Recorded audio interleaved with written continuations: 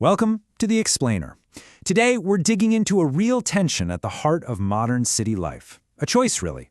Do you want a city that's perfectly polished, or one that feels truly, deeply alive? Okay, so let's start with a little thought experiment. Where would you rather live? Imagine you're starting your day in London. You could wake up in one of two completely different worlds, even though they're just a few miles apart.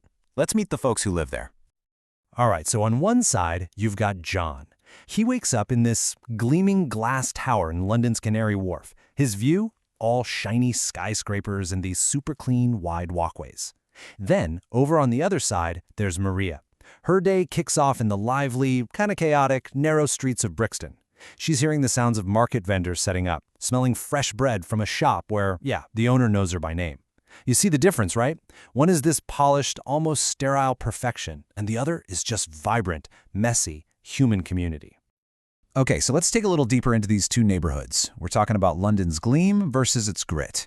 Let's see how this all plays out after the sun goes down.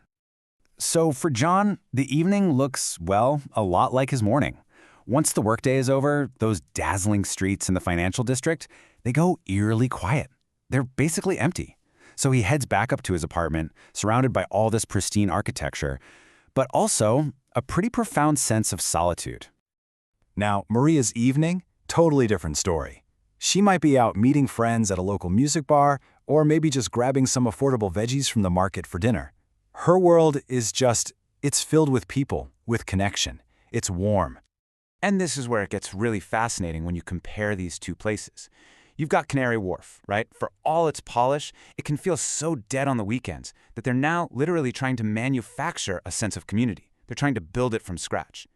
Meanwhile, Brixton, which is just a short subway ride away, has that vibrant, messy human energy just baked right into its DNA. Now, what's really cool is that this isn't just a London thing. Not at all. We see this exact same dynamic playing out halfway across the world. In Tokyo, it's the stage versus the street. All right, so let's meet Hirokazu. He lives in a place called Odaiba, which is this man-made island in Tokyo Bay. It's known for these huge, perfectly planned shopping malls and giant entertainment centers. But you know how he describes it? He says it's like living on a beautiful weekend stage. It's impressive to visit, sure, but it kind of lacks the soul of a real home. And then, just a few kilometers away, you have Ayaka. She lives in Shimokitazawa, a neighborhood that's famous for its super narrow, pedestrian-only alleys that are just packed with secondhand clothing stores, tiny theaters, live music venues. You get the picture. For her, this isn't just where she sleeps. She calls it her life circle. It's everything. So you see, it's the exact same choice, just with a different cultural flavor. Do you want the big, grand, beautiful, but commercialized stage of Odaiba? Or do you want the organic, small-scale, buzzing street life of Shimokitazawa that goes late into the night? Okay, so you're probably thinking, well, the shiny, planned places must be way more expensive, right? It seems logical. But when we actually look at the numbers from the source material, the story gets a whole lot more complicated. All right, first up, let's go back to London's sleek Canary Wharf. If you want to live in one of those gleaming glass towers with that perfect view, you're looking at an average monthly rent of about £2,825. Okay, so what about bustling Brixton with all its grit and community? You'd expect it to be way cheaper, right? Well, get this. The average rent is £2,743. I mean, they're surprisingly close. The price of perfection and the price of that vibrant community, they're nearly identical. Isn't that something? So here's the thing. The real difference isn't just the price tag. It's about what you get for your money. In London, sure, the rents are similar, but the kinds of homes you can find in Brixton are way more diverse. And the story is even clearer in Tokyo. That really high rent in Odaiba, that's usually for a big, standardized family apartment. But over in Shimokitazawa, you've got this huge range of options, from tiny single rooms to small flats. And that's what allows for a much more flexible, varied, and frankly, interesting community. Okay, so this whole trade-off between the gleam and the grit, it's not just about your lifestyle or how much rent you pay. The author of our source material actually connects this to a much deeper, more philosophical question about what it even means to improve a city. And here's the quote that really makes you stop and think. The author says, "Great achievements make a city cold." Wow, I mean, that's a pretty provocative idea, isn't it?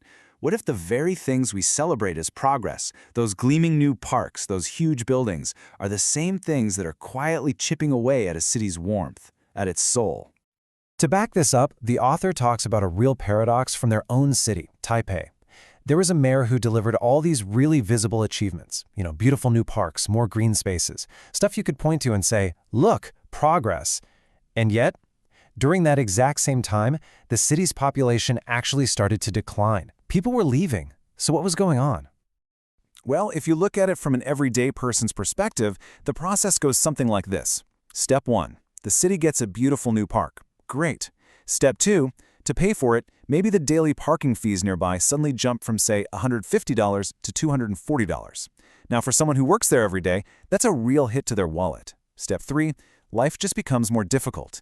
And finally, Step 4. People are forced to move away. That beautiful park ends up being for someone else because the people who were there first can't afford to stay anymore. So the big takeaway here isn't, don't make cities beautiful. Of course not. The challenge, according to the author, is to chase that beauty with a bit of wisdom. It's about finding that tricky balance where progress and improvement don't come at the cost of the city's human soul. Right. So this isn't just some abstract problem for mayors and city planners to figure out. It really brings the whole debate right back to us, to you and me. It forces us to make a personal choice about what we really truly value in the place we call home. So at the end of the day, which side do you lean towards? Are you drawn to the gleam? The tidy, perfectly planned, visually stunning city with its stable high rent? Or are you more about the grit? The vibrant, organic, sometimes messy city that's all about community and offers a more flexible way of life. So, we'll leave you with this final question. What do you want more?